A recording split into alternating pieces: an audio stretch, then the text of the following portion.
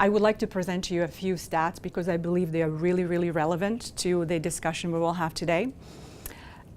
Earlier this year, I went to see a presentation. I believe it was organized by the Canadian Mental Health Association.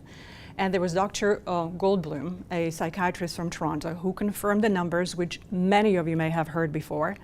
1 in 5 Canadians suffers from some form of mental health issue, whether it's depression or anxiety.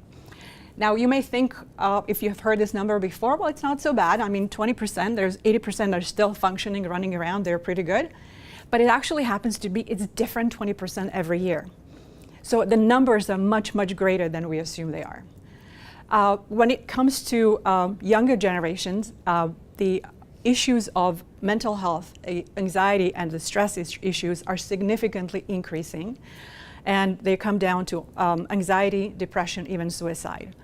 In June of this year, I was very deeply impacted by knowing of 5 local youth committing suicide, not too far from our community, the youngest one of which was an 11-year-old girl.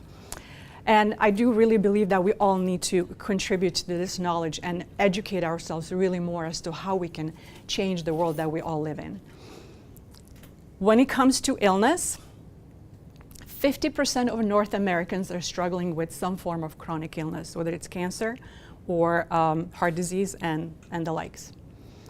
How the stress is all weaved into this discussion is, you may be familiar with the results of a poll that was done by the Gallup poll about 1 million US employees. That was a couple of years ago, based on which it was identified that when people leave companies, 75% of employees do not leave companies, they leave their managers.